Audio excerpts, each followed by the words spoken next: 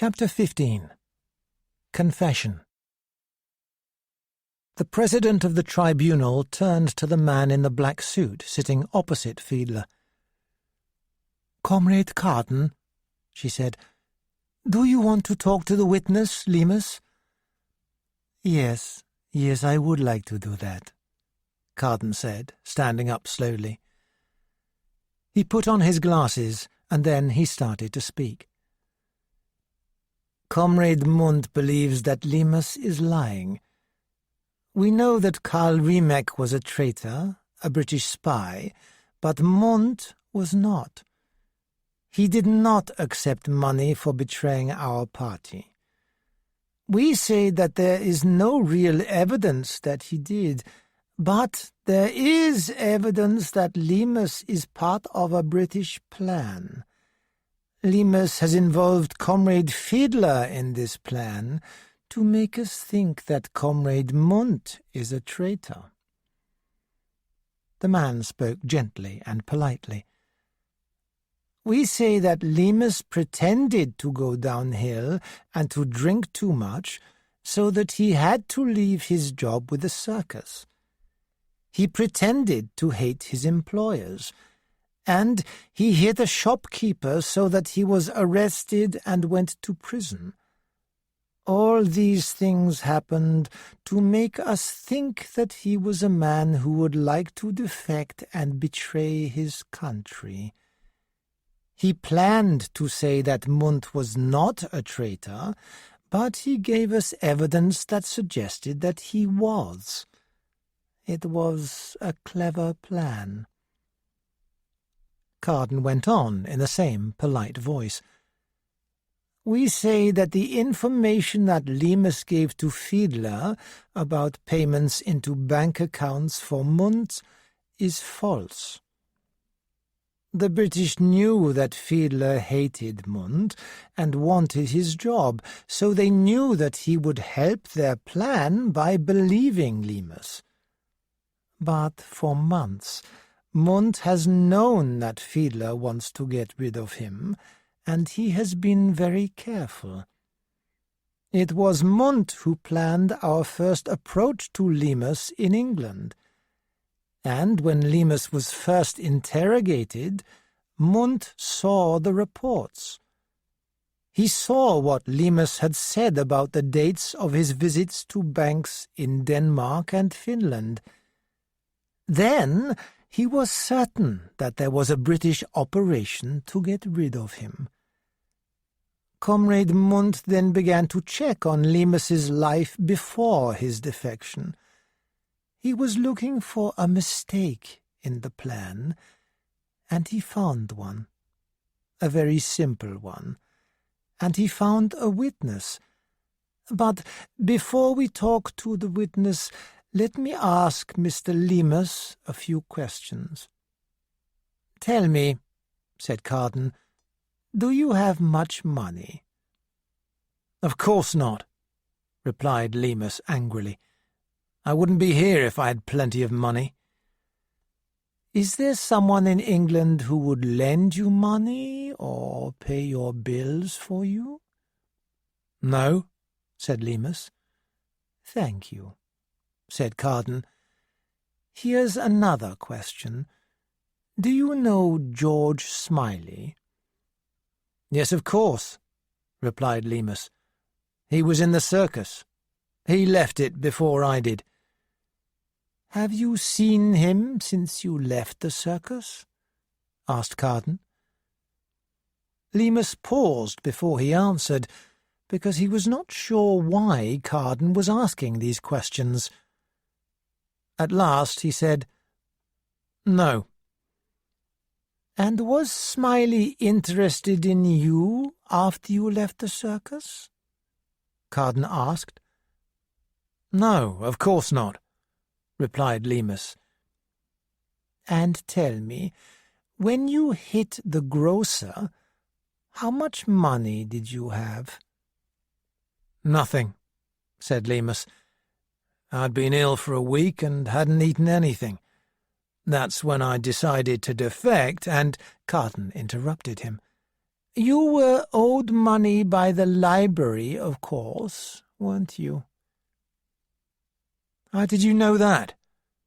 asked Lemus, suddenly worried. Carden did not answer. "Thank you. You can sit down," he said. Then the guards took Lemus back to his seat on the bench. The door opened, and a large, ugly woman in a grey uniform came in. Behind her was Liz. She came slowly into the courtroom, looking around her. Lemus had forgotten how young she was. When she saw him between the two guards, she stopped. "Alec," she said. One of the guards put his hand on her arm and led her to where Lemus had stood in front of the big table. "What is your name, child?" asked the president. "Elizabeth Gold." "You are a member of the British Communist Party?" "Yes," replied Liz. Suddenly, there was the noise of furniture falling over on the floor, and the sound of Lemus's voice, ugly and loud, shouting, "Leave her alone! Leave her alone!" Liz turned round and was terrified when she saw a guard hit Lemus hard on his jaw.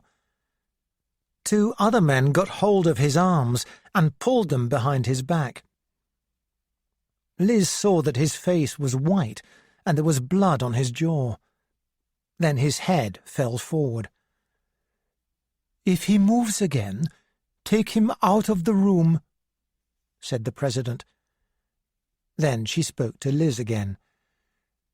"You know the rule that you must not ask another comrade for details of what the party does, don't you?"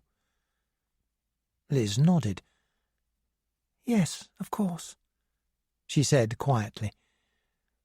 "Today you must remember that rule. It is better that you don't know any details. We are members of the party who work for the Presidium. We are going to ask you some questions which you must answer.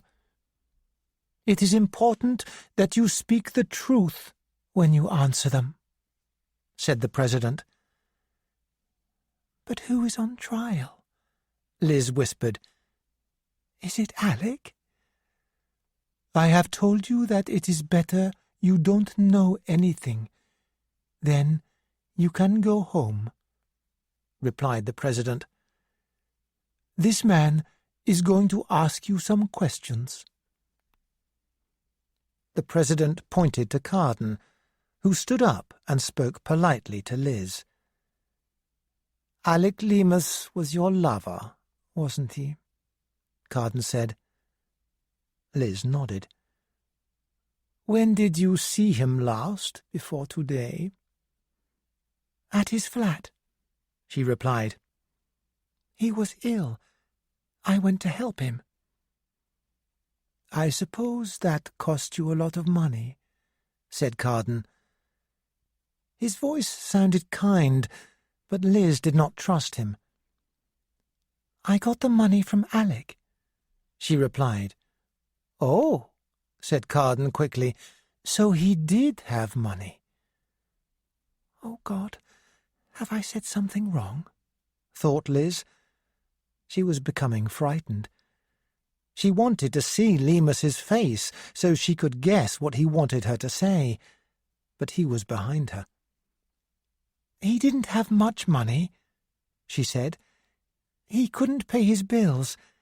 They were all paid after he'd gone. A friend paid them." "Of course," said Carden in his kind voice. "Did you ever meet this friend, Elizabeth?" She shook her head. "I see," said Carden. There was a terrible silence in the courtroom.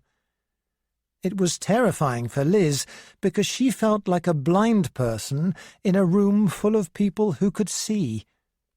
They understood the meaning of her answers, but she did not. "Do you earn much money, Elizabeth?" asked Carden. "No," she whispered. "It must be hard to pay the rent on your flat every month," he said. "Have you paid this month's rent?" She shook her head again. "Why not?" asked Carden. "Don't you have any money?" In a whisper she replied, "Someone bought the lease and gave me the flat. They sent it in the post." "Who?" "I don't know." Liz was crying now. "Please, don't ask any more questions." But Carden did ask more questions as Liz sobbed and sobbed. No one in the courtroom moved. "Tell me," he asked, "did anyone come to see you after Lemus went away?" "No," she said. She knew that they were trying to hurt Alec, and she did not want to give them any more information. "But your neighbours have told us that a man came to see you, Elizabeth," he continued. "Who was he?" "I don't know." "Who was he?" Carden asked again. At last Liz replied. "His name was Smiley. He left his card with his name and address. He said to get in touch with him if I needed any help." There was complete silence in the court, and then Carden spoke again, pointing towards Lemus. "Lemus had done the one thing the British Secret Service never expected him to do. He had found a lover, like Remek did, in fact. Smiley wanted to know how much Lemus had told the girl." Then he turned again to Liz and started to ask questions again. "Did you try to get in touch with Lemus?" "No, he told me not to. He made me promise not to follow him and never to try to find him." "And the last time you saw him, did you say goodbye?" Looking very tired, Liz nodded. "What reason did he give for leaving you?" asked Carden. His voice now sounded ugly. "He didn't leave me," she said. "He just said there was something he had to do, and afterwards he would come back if he could. He said that things weren't as bad as they seemed, and that I would be looked after." "So that is why you didn't ask about who gave you the lease?" "Yes." Liz was sobbing again now. "You knew that already. So why did you bring me here?" Carden waited for her to stop sobbing, then turned to the silent members of the tribunal. "It is fortunate that Lemus met this girl, because now we can be certain that there was an operation against Comrade Munt. We know that Smiley and the circus helped the girl." As Carden quietly sat down, Lemus stood up. The guards did not stop him this time. As he walked to the front of the room, he was trying to work out why the circus had behaved in this way. "We, Control, Smiley and I, made a careful story to prove that I was a defector," he thought. "But Smiley paid my bills and even bought the lease of Liz's flat and gave it to her. Why would they try to make the operation go wrong? And how do the East Germans know so much about me?" Lemus couldn't understand it, but he knew that he had to help Liz and Fiedler. He had to make a confession about the operation against Munt. His face was white as he stood in front of Carden. "Let her go," he said. Liz was staring at him with tears in her eyes. "No, Alec," she said. "Don't tell them anything because of me." "It's too late now," said Lemus. Then he turned to the president. "She knows nothing. Send her home. I'll tell you everything." The president talked quietly to the men on either side of her, then said, "She can leave the court, but she can't go home until the tribunal has finished." "She knows nothing," shouted Lemus. "Carden is right. It was an operation to get rid of Munt. Let her go." "She is a witness," replied the woman. "Fiedler may want to question her." "She knows nothing," said Fiedler. He was sitting with his hands on his knees, looking down at them. "Lemus is right. Let her go." He stood up and led Liz to the door, with his arm around her shoulders. Liz looked back at Lemus, but he could not look at her. "Go back to England," said Fiedler gently, and Liz began to sob as the woman in the grey uniform took her out. Lemus began to speak to everyone in the room. "Carden is right. After all our East German spies were killed, we, Control, Smiley and I, decided to get rid of Munt. You know what we did so that you would think I was a defector. Smiley always said the operation could go wrong, but I don't know why he paid my bills and bought the girl's lease." He turned to the president. "Fiedler hates Munt, but Munt isn't an agent for the British. Fiedler just believed in my story. He's a good, honest man, working for his country." Fiedler smiled and said, "It's strange. The circus would expect Munt to check up on Lemus's story, wouldn't they? That's why they made it so good. So I wonder why Smiley paid the bills and bought the lease." "I don't know. And I don't know how Munt found the girl," said Lemus. "I've been very stupid." "But Munt hasn't been stupid," said Fiedler, smiling again. "How did he know about the lease? Perhaps he can tell us." "She increased the amount she paid to the party every month," Munt said. "She doesn't earn much money, so I checked why she could suddenly afford to pay more. Then I found out about the lease."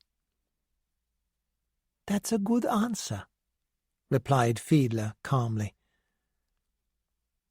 Then the president said, "Comrade Fiedler will not do any more work until the Presidium has thought about our report.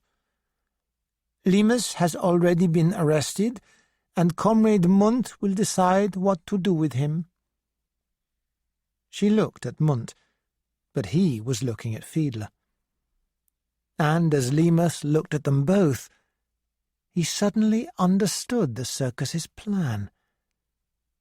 It was horribly clear. Chapter 16. In from the Cold. Liz had been in a small dark room for many hours when she heard footsteps in the corridor outside. She had no idea whether it was day or night. The door opened, and a man stood there without coming into the room. A small amount of blue light from the corridor came into the room, so that she recognized him immediately. "It's Munt," he said. "Come with me. Immediately." Liz was terrified and stood in the middle of the room, not knowing what to do. "Come on, hurry," he said. He stepped into the room, took hold of her arm, and led her out into the corridor. She watched, confused, as he locked the door of the room. Then he made her run down a number of badly lit corridors. She noticed that he always checked that no one was coming as they turned into another corridor. Suddenly, he stopped, put a key in a door, and pushed her outside. She could feel the cold air of the winter evening on her face. He led her forward again, along a path towards a road. Parked by the side of the road was a car. Standing beside it was Alec Leamas. "Wait here," said Munt, as he started to move towards Lemus. She waited for a long while as the two men talked quietly to each other. Her body shook because of the cold and her fear. Finally, Munt returned. "Come with me," he said, and he led her to where Lemus stood. The two men looked at each other for a moment. "Goodbye," said Munt. "You're a stupid man, Lemus." And he turned and walked quickly away. She put out her hand and touched Lemus, but he pushed it away and opened the car door. "Alec," she whispered, "why is he letting us go?" "He's letting us go because we've done our job," said Lemus. "Don't think about it. Get in the car." She got in and asked again, "Why? They said you worked with Fiedler against him." Lemus did not answer. He started the car and was soon driving along a narrow road. He looked at his watch. "We're 5 hours away from Berlin," he said. "We need to be there by 1:45. There's enough time." For a while, Liz said nothing. Then she said, "You and Munt are enemies, aren't you?" Lemus still did not reply. He was driving very fast now, with his tense hands holding the wheel tightly. "What will happen to Fiedler?" asked Liz suddenly, and this time Lemus answered. "Munt will arrange for him to be shot," he said. "So why aren't they going to shoot you?" she asked quickly. "Why has Munt let you go?" "All right," shouted Lemus. "I'll tell you what you and I weren't supposed to know. Munt is a double agent. He is a spy for the British Secret Service. Fiedler worked out that he was a spy, and this is the end of an operation by Control to save Munt. The circus has used us to kill Fiedler and keep Munt working for the British. No one will suspect that Munt is a double agent now." After a moment, Lemus continued. "Control lied to me. He said that we had to kill Munt because he was dangerous to the British Secret Service. He told me that we had to make the East Germans believe Munt was a double agent. Then they would kill him. I helped to make the plan. It was going to be my last job.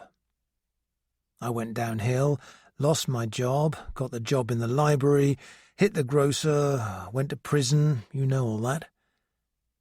"And you became my lover," said Liz. "That wasn't part of the plan," said Lemus. "My job was to give evidence to Fiedler that Munt was a spy for the British so that the East Germans would arrest Munt. I didn't know that Munt knew everything, including information about you. He sent people to recruit me as a defector and take me to Holland, then Germany.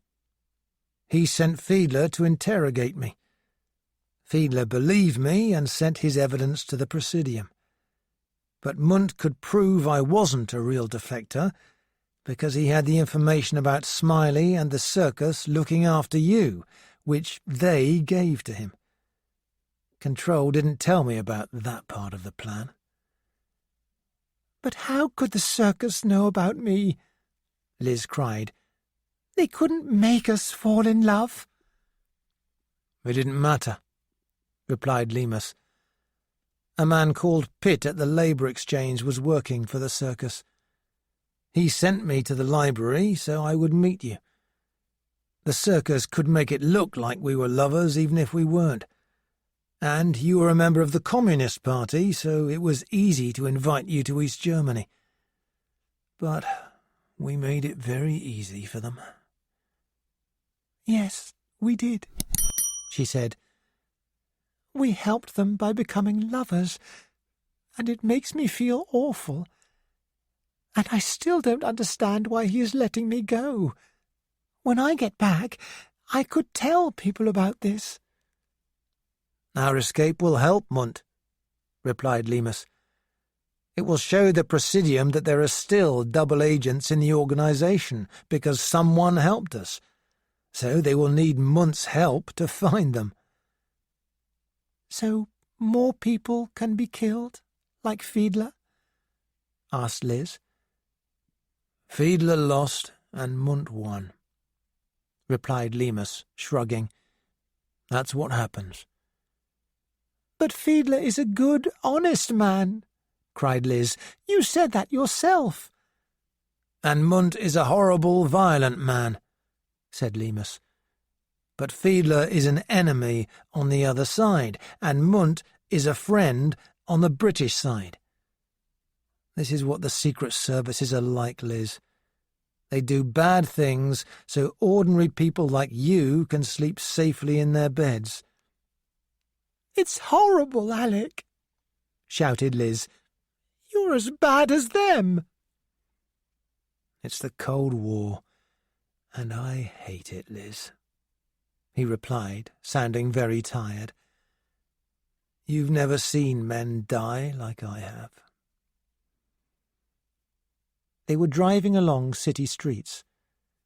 Lemus was suddenly tense, and he slowed the car. Liz saw a small light moving in front of them. "That's him," Lemus said to himself quietly. He stopped and opened one of the back doors, and a man got in. Liz did not turn round. She just stared at the rain that was now falling. "Drive at 30 kilometers an hour. I'll tell you the way," said the man. Liz thought he sounded tense and frightened, and very young. "When we reach the right place, you must get out and run straight to the wall," he said to Lemus. "The searchlight will shine where you must climb. When the searchlight moves away, begin to climb. The girl must follow you. You'll have to sit on the top and pull the girl up. Do you understand?" "We understand," replied Lemus. "How long is it before we get there?" "We will be there in about 9 minutes," said the man. "They have only given you a short time.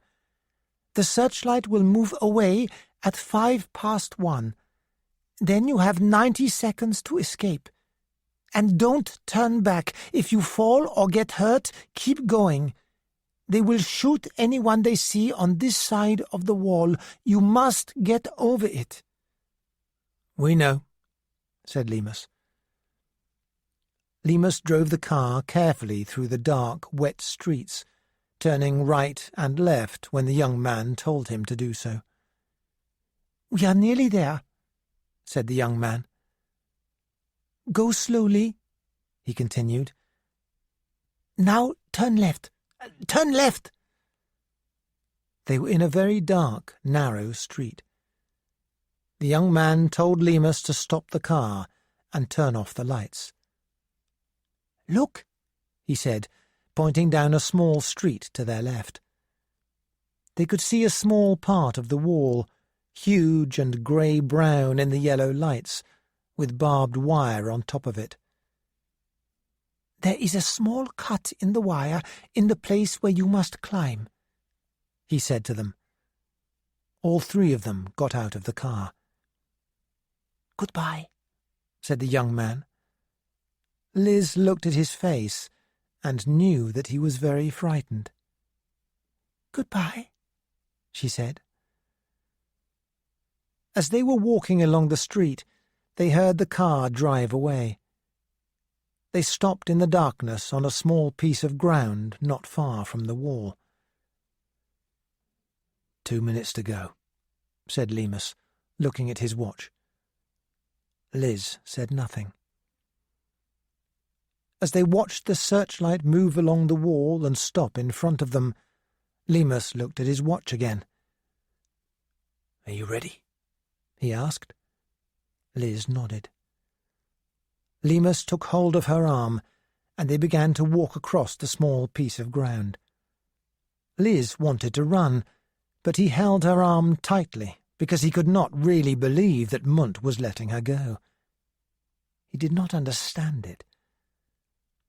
They were almost there when the searchlight moved away and they were in darkness. Lemus continued walking until he could feel the rough concrete blocks of the wall with his hand. Looking up, he could just see that there was a small gap in the wire on the top. There were pieces of metal in the wall that he could use as steps. Putting his foot on the first one, he started to climb. When he was on the last one, he reached up to pull himself onto the top. "Come on," he whispered.